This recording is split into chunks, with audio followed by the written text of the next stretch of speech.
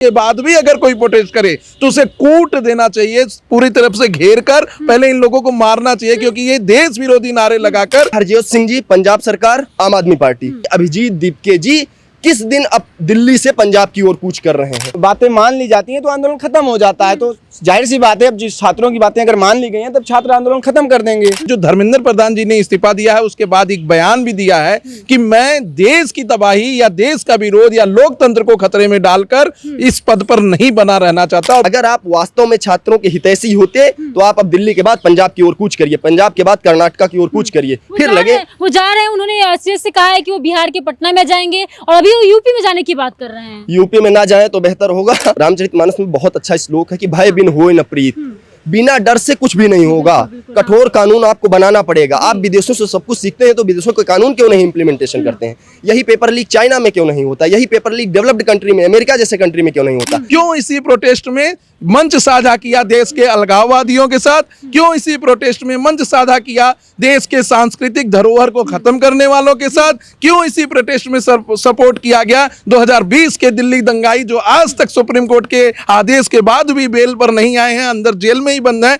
नमस्कार, आप देख रहे हैं ब्रेकिंग ओपिनियन। मैं हूं दीक्षा तिवारी और अभी हमारे साथ है सुप्रीम कोर्ट के वकील विशाल सिंह, जिनसे हम बातचीत करने वाले हैं। आप तो अभी थोड़ी देर पहले ही धर्मेंद्र प्रधान ने इस्तीफा दिया है और इसी पे हम कुछ बातचीत करने वाले हैं सर से कि इनको क्या लगता है कि आगे की क्या कुछ प्लान्स है उनकी, और वकील होने के नाते इनका जो एक्सपीरियंस है वो क्या कहता है। सर, धर्मेंद्र प्रधान ने इस्तीफा दे दिया है अभी, और यहाँ अभिजीत दीपके का कहना है कि अगर इसी तरह से यूनिटी बना के रखेंगे तो आगे और भी लोगों का इस्तीफा ले सकते हैं वो लोग। देखिए, बहुत ही स्वागत योग्य कदम है और मैं मानता हूं कि भारतीय जनता पार्टी के शीर्ष नेतृत्व में इतनी ताकत है कि वो देश की सुरक्षा के लिए किसी भी हद तक जाने के लिए तैयार रहते हैं। आप देखिए, जो धर्मेंद्र प्रधान जी ने इस्तीफा दिया है उसके बाद एक बयान भी दिया है कि मैं देश की तबाही या देश का विरोध या लोकतंत्र को खतरे में डालकर इस पद पर नहीं बना रहना चाहता। और पिछले कई दशकों से वो राजनीति में है और उन्होंने देश के लिए अच्छे काम भी किए हैं और कई क्षेत्रों में उन्होंने काम किया है। तो उनको जनता चुन के लाई थी, इस्तीफा उन्होंने दे दिया। छात्रों के लिए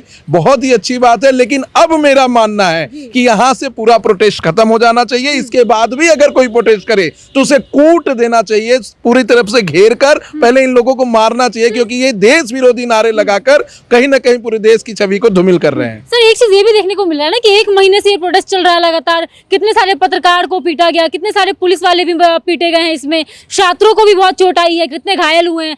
मतलब किस चीज का इंतजार कर रहे थे धर्मेंद्र प्रधान? क्या उनको यही चीजें देखनी थी उनको? नहीं, देखिए, कोई भी किसी भी लोकतंत्र में किसी भी मंत्री से आप उसको जबरदस्ती कह के उनका इस्तीफा नहीं ले सकते हैं। दूसरी बात, अब देखिए, इस इस्तीफे के बाद पिक्चर और क्लियर होती जा रही है कि अभिजीत दीपके एवं उनके जो स्पोक्स पर्सन है आशुतोष का बयान अभी आया कि अब उत्तर प्रदेश संभल कर रहे, अगली बारी योगी की है। तो ऐसे लोग जो योगी को बारी बता रहे हैं उनको एक बार जाकर उत्तर प्रदेश के लोगों से, जो बड़े बड़े माफिया थे या बड़े बड़े भूमाफिया थे या बड़े नेता थे जैसे आजम खान जी, ऐसे लोगों से जाकर पूछ लेना चाहिए कि उत्तर प्रदेश में योगी जी कौन है। क्योंकि अगर बिना जाने समझे अगर कोई बयान किसी के बारे में दे रहा है तो समझ जाइए कि उसका बचकानापन है। दूसरी बात कहूंगा कि अभिजीत दीपके का आज जो बयान आया है कि अब हम किसी और का भी इस्तीफा ले सकते हैं, तो कहीं ना कहीं ये साफ तौर पर दिख रहा है कि कल के बयान में पहले उन्होंने सोनम वांगचुक जी के साथ छलावा किया, उनको कह दिया कि वो हमारे नेता नहीं थे, जिन्होंने अपनी पूरी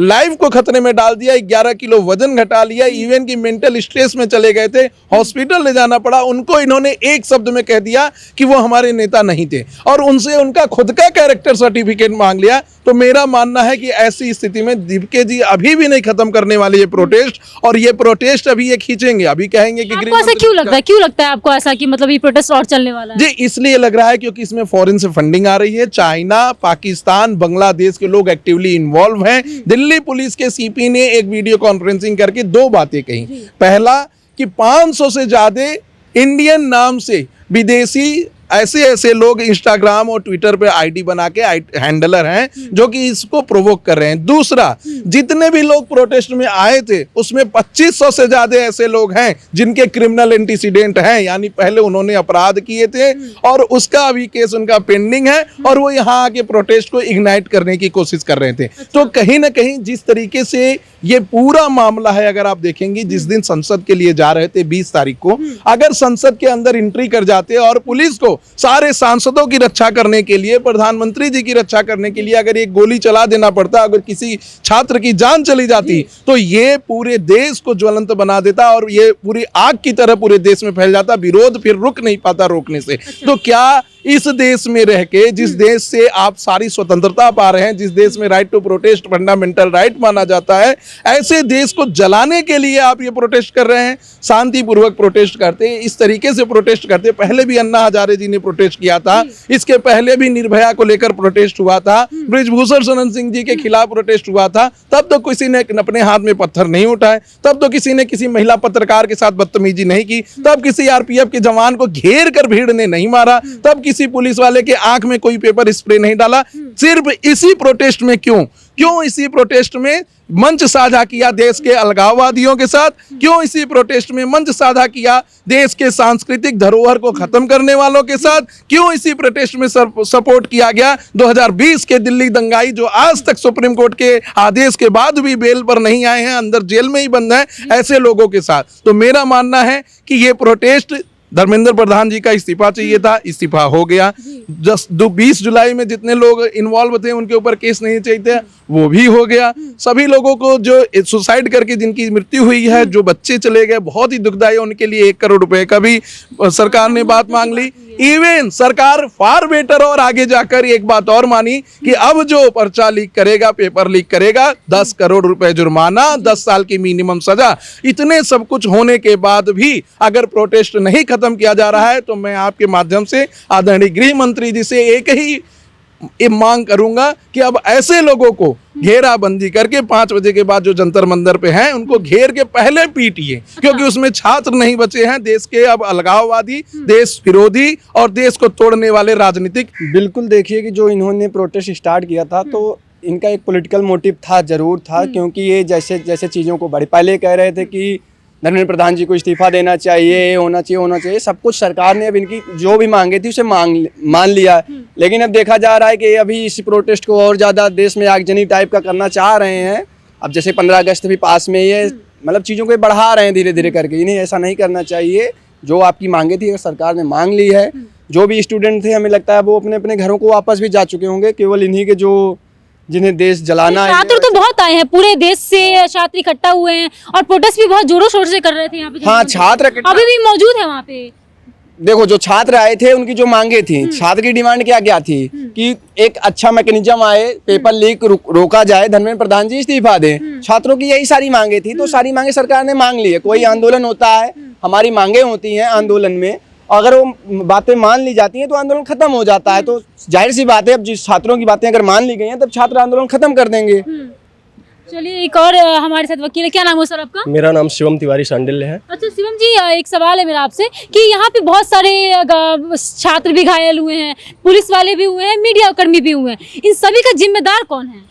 एक्चुअली मैं पूरी विनम्रता के साथ और पूरी जिम्मेदारी के साथ कहता हूँ, जैसे मेरे सीनियर्स ने बताया कि सरकार की अकाउंटेबिलिटी थी। नीट का पेपर फेल्योर था गवर्नमेंट का। ऑनरेबल एजुकेशन मिनिस्टर को इस्तीफा दे देना चाहिए था पहले।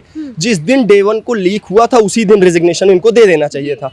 इन लोगों के प्रोटेस्ट करने से, सरकार पर अननेसेसरली प्रेशर बिल्ड करने से, हालांकि मैं मानता हूं कि अभिजीत दीपके जी का इसमें कोई बड़ी बात नहीं है। केवल और केवल जनता का, छात्रों का सॉफ्ट कॉर्नर था तो केवल और केवल सोनम वांगचुक जी के साथ था। इसीलिए छात्र समाज, छात्र समुदाय इकट्ठा हुआ था जंतर मंतर पर। हालांकि मैं एक क्वेश्चन आपके माध्यम से अभिजीत दीपके जी के ऊपर उठाना चाहता हूं कि ऑनरेबल एजुकेशन मिनिस्टर के इस्तीफा हो गया, वेल एंड गुड, मैं उसका समर्थन करता हूं, होना चाहिए, नो डाउट। अब मैं कोट करता हूं 2 ऐसे मंत्री, Madhu Bangarappa Karnataka state Congress led government, दूसरा हरजोत सिंह जी पंजाब सरकार आम आदमी पार्टी। ये दोनों लोग छात्रों के लिए जंतर मंतर पर आए थे। इनके स्टेट में, दोनों स्टेट की मैं बात कर रहा हूँ, कर्नाटका और पंजाब, दोनों मिनिस्टर कब रेजिग्नेशन दे रहे हैं। इनके यहाँ भी पेपर लीक हुए हैं 3-3। अच्छा। अब ये क्वेश्चन आता है कि अभिजीत दीपके जी किस दिन अब दिल्ली से पंजाब की ओर कूच कर रहे हैं। ये सवाल ऐसे कुछ मीडिया वालों ने उनसे पूछा था तो उन्होंने अनदेखा कर दिया इस सवाल को। अब अनदेखा कर दिया तो इसको डुअल स्टैंडर्ड ही तो बोलेंगे। इनका दोहरा मापदंड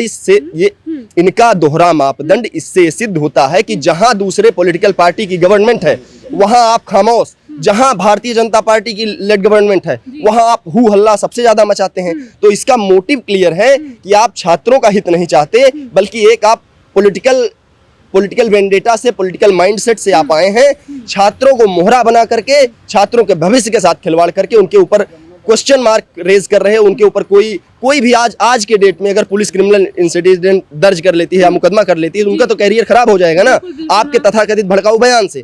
अगर आप वास्तव में छात्रों के हितैषी होते तो आप अब दिल्ली के बाद पंजाब की ओर कूच करिए, पंजाब के बाद कर्नाटका की ओर कूच करिए, फिर लगे। वो जा रहे हैं, उन्होंने सीएस से कहा है कि वो बिहार के पटना में जाएंगे और अभी वो यूपी में जाने की बात कर रहे हैं। यूपी में ना जाए तो बेहतर होगा। हालांकि चूंकि मैं मूलतः उत्तर प्रदेश से ही हूँ, उत्तर प्रदेश में जंतर मंतर नहीं बनने देंगे। योगी जी बहुत कैपेबल हैं, वो कैसे प्रोटेस्टर्स को हैंडल किया जाता है उनको बाखूबी पता है।